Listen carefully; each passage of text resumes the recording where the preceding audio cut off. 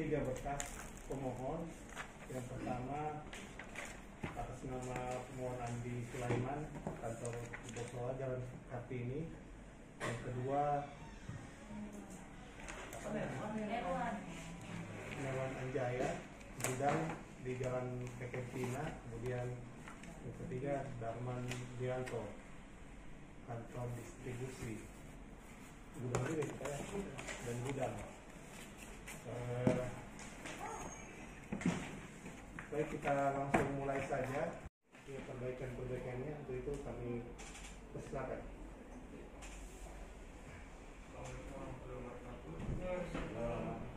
Terima kasih atas kesempatan yang diberikan kepada kami. Selanjutnya kami ingin menjelaskan beberapa hal terkait hasil sidang pada tanggal 29 Desember 2020. Fondasi plat kami menggunakan dua macam ukuran jarak tulangan, di mana pada tulangan lenturnya kami menggunakan diameter 16 jarak 12,5 cm, sedangkan tulangan sudutnya menggunakan diameter 16 jarak 20 cm.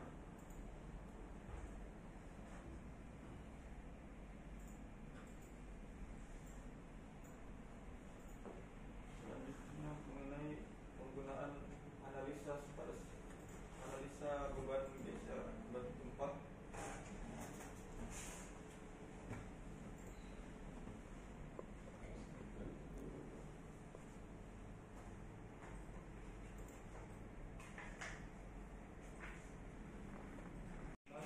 Penentuan waktu periode getaran menggunakan sistem metode respons spektrum. Dari hasil respons spektrum tersebut diperoleh waktu getar sebesar 0,486 detik dan menghasilkan gaya geser pada join struktur sebesar 443,8 kg.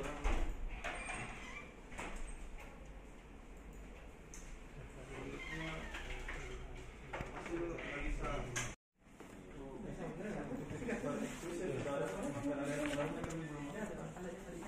masukkan saja nanti tambahkan saja. Pertamanya di titik-titik yang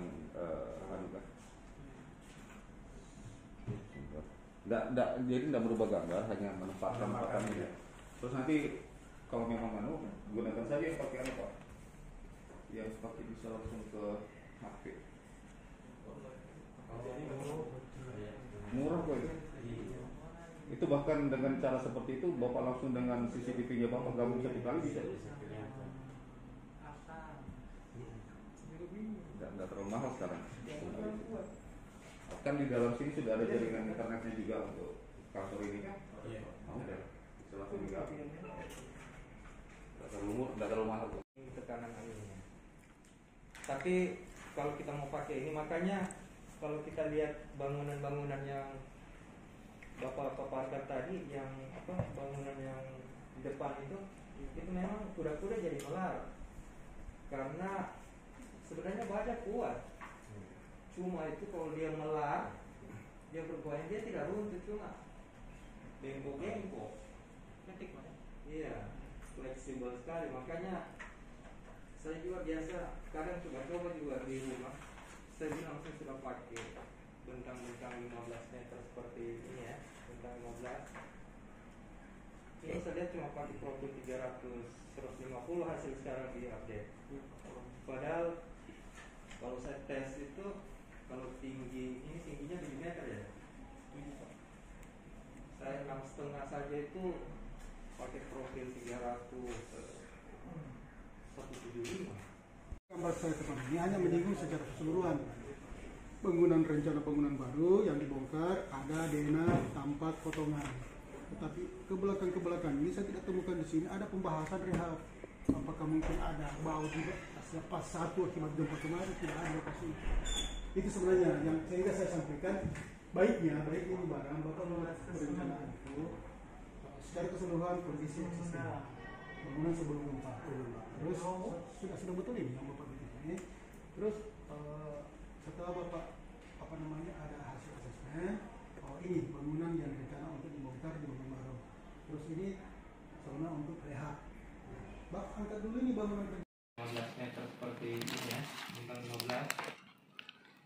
Sini saja cuma pakai profil 300 150 hasil sekarang di update. Padahal kalau saya tes itu kalau tinggi ini tingginya milimeter ya. Saya 6,5 saja itu pakai profil 300 175. Sebenarnya ini masih apa namanya? Masih agak kuning kalau 317. Itu untuk bentang 17 meter. Makanya cuma kekakuannya, makanya saya takutnya nanti aman. Cuma itu goyang-goyang, lelah, dia bermain, tidak rumput, cuma dia bermain, berlendut, miring. Makanya kita lihat itu yang kolongnya miring karena balok-baloknya dipasang di ring itu kecil, jadi ya iya, kalau baloknya begitu dia mau kolongnya mau bergeser di ada balok yang kuat. Maksudnya yang penting data zombie yang pada saat zombie itu dilaksanakan, jangan data ini tidak akurat. Kalau tidak akurat berarti data yang bapak itu di rumus itu akan jadi tidak benar. Karena sebenarnya kalau kita mau menghitung tiang panjang, ini kan tiang panjang di yang paling dalam kan 4 meter ya. Jadi bapak tempatkan tiang panjang di kedalaman berapa? Di kedalaman 4 meter Pak. Pasal 4 meter. Kedalaman itu zombie. Sorry, maksud saya di 4,4 meter itu Pak. Ya 4,4 meter itu berarti data di bawahnya tiang itu kan tidak ada. Kita anggap 200 saja, itu kan sebenarnya meramal kita karena data itu tidak ada. Asumsi ya. Kalau kita mau menempatkan ujung tiang di kedalaman 4,4, seharusnya data zombie sekitar 7 meter, ya kan? Nah, karena untuk menghitung daya dukung ujung itu kita harus mengambil ini sekitar 4D di bawah ujung dengan 8D di atas ujung. Artinya 4 kali diameter tiang. Kalau diameter tiang misalnya 30 cm dibagi 4 berarti 1,2 meter itu nilai rata-rata kecil di bawahnya ujung itu harus dirata-ratakan. Kemudian 8D di atas ujung tiang. Nah, kita 3 kali 8 berapa? Kita sambil rata-ratakan itu kalau memang teorinya dan praktiknya itu. Artinya data yang kita peroleh dari data zombie untuk menghitung tiang panjang kalau maksudnya tidak akurat. Nah, karena data di 4 meter itu tidak ada Pak. Bapak mengambil 200, 180 apa berarti Bapak prediksi itu karena data itu tidak ada di sini, ya kan? Nah kalau memprediksi ya lebih baik kita prediksi yang rendah. Karena kan 120 atau 90 ya lebih aman. Kalau dia 200 nggak masalah, jangan apa tulis 200, nah itu yang aslinya di situ cuma di bawah. Nah nanti kan perhitungan Bapak nggak akurat. Tapi karena ini cuma bangunan 1 lantai juga, Bapak kalau saya lihat aman sekali. Mudah-mudahan yang Bapak kasih masuk 200 itu sekitar sampai 5 meter di bawah masih kuat tanahnya. Ya itu yang harus diperhatikan. Nah, saya kira itu. Kalau yang direhab, yang di belakang itu kan tidak dikotakkan itu kondisinya ya. Tidak ada perubahan apa-apa karena tapi di belakang itu tidak ada tanda-tanda penurunan Pak. Tidak ada tanda-tanda penurunan fondasi pada saat gempa. Tidak ada ya. Saat yang dipolis di atas misalnya dengan karena yang dibikin fondasi itu kan yang memang dibongkar total itu yang fondasi. Nah tapi panjang ya, bukan berpain. Ya, nanti dipukul dia masuk. Tekan. Kalau kita bisa Kontrolnya bunyi Pak. Kontraktornya sudah beli itu. ya tapi Sudah siap kan? Mantap Pak, mantap ya. Terus ini zona untuk rehab. Bapak angkat dulu ini bangunan bergerak. Ini yang Bapak tumpas ke bagaimana idealnya membangun bangunan baru. Termasuk hasil zombie rendah. Sekarang jadi pertanyaan juga Pak, bangunan di belakangnya itu apakah Bapak yakin aman dari sisi struktur bawah? Misalnya, karena Bapak tidak singgung sama sekali. Sini lagi. Kalau perlu Bapak bikin analisis itu bahwa berdasarkan asesmen itu ada pergeseran di sana. Kemungkinan bangunan yang direhab ini bukan hanya di polis PPDC misalnya. Saya cuma mengarahkan ini ya. terserah Bapak nanti, apakah Bapak mau seperti itu atau seperti dengan ini, cuma Bapak nanti pengawasan Bapak ini betul-betul di lapangan harus ketat, karena dasar di lapangan itu mereka boleh dikata ya terlalu kecil data yang mereka mau bawa ke lapangan untuk melaksanakan pekerjaan. Kalau Bapak tidak dampingi, beda kalau pekerjaan baru ini, Bapak serahkan gambar, serahkan dokumen ini yang mau dikerjakan luasan sekian, model komersial seperti ini. Tiba-tiba di belakang Pak misalnya ada sesuatu yang dibongkar di sini, di sana, misalnya, hal yang begitu. Tapi ini saya kembalikan ke Bapak sama Pak Agus tadi. Jadi saya sebenarnya kenapa saya bikin seperti itu catatan saya ini pertemuan kemarin, saya ingin itu memudahkan. Di samping kita memudahkan untuk mengontrol gambar itu, juga di lapangan nanti itu akan lebih cepat ketahuan bahwa gambar ini khusus untuk pembangunan baru, anggaplah rehab total. Tapi gambar yang satu ini yang berbicara tentang rehab. Nah, data sonder ini mungkin bergeser berapa meter ke belakang. Kalau Bapak misalnya sonder di depan situ, terus ambil satu sampel di belakang, nah, terus Bapak bikin di sini struktur bawahnya seperti itu, terus di belakang bagaimana? 30 meter ya. Nah, Bapak anggap aman itu Pak, untuk sementara kan? Ya. Tapi saya secara logika berpikir saya bahwa saya menganggap aman, karena lokasi berdekatan, Bapak tidak korek sama sekali, Bapak tidak analisa sama sekali bangunan apa. Nah, jadi saya kembalikan ke Bapak saya, kasih kita ini lagi kan? Tolong di itu saja.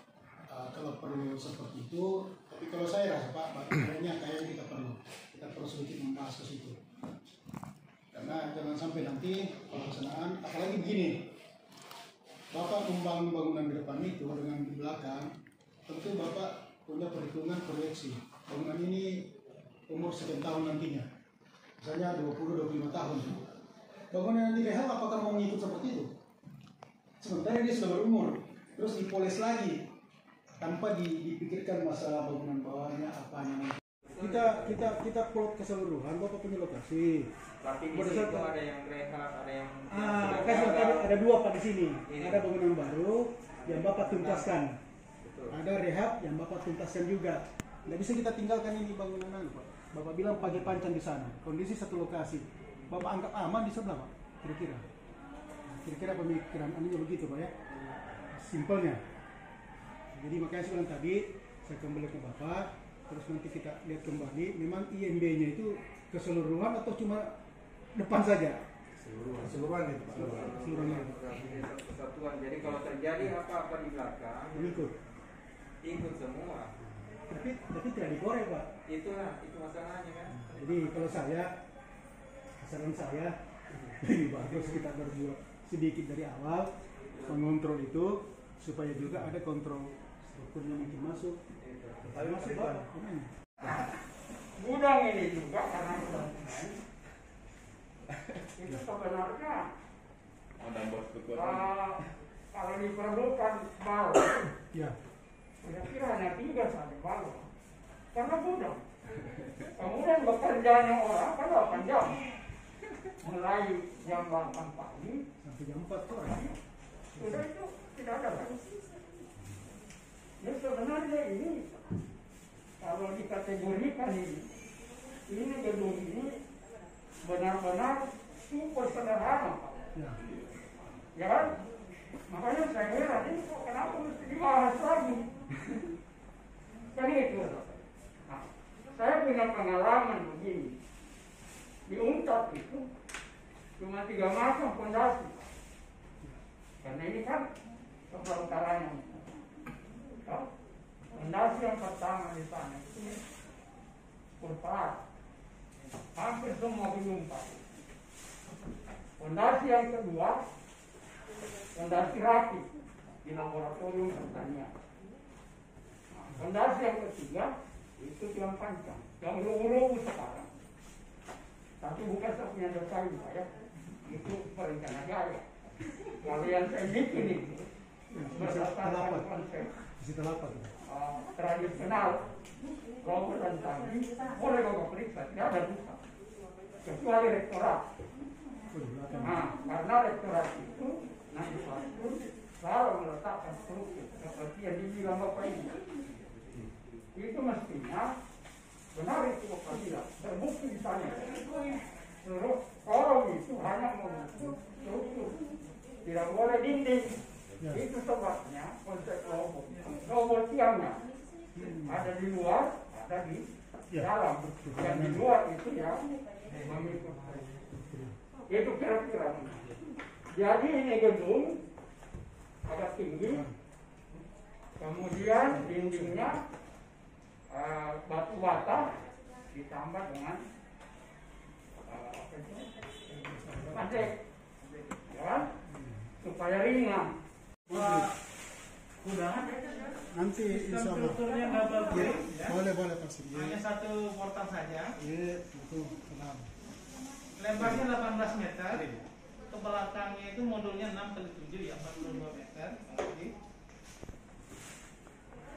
Nah, ini adalah lokasinya. Cepat tahu Bapak beli semen ke sana ya. Jadi dari kita jalur 2 terminal ya. Di sebelah kirinya sebelum jembatan kita tahu. Ya. Tadi masuk dari jalan sini dulu ya. Bukan dari depan, dari samping ya. Masuk dari mana kita ini, Pak? Ya, jalan dari ya. Jalan dari. Ini set plan-nya. Terminal induk. Nah ini Pak, ini penjelasan nih. Nah itu yang di kotak warna coklat itu ya. Itu alur sungainya, kemudian itu jalannya jalur dalam. Ya. Ini modelnya. Ya. Masih ada tanah kosong ya. Jadi di samping sama di belakang masih ada tanah kosongnya. Ini model yang tadi ya. Jadi modulnya sini pedestal 1, tinggi kolomnya 6 ya. Warga ini kan ditegur karena sungai. Makanya di Sorong, ya Sorong itu selatan. Tadinya Sehingga jauh dari sungai. Sebenarnya kalau saya di sungai, tidak perlu dikhawatirkan karena diadain kan. cuma sedikit ceritanya. Jadi sebenarnya kena peraturan itu pengadilan apabila sungai berair ini kan baik.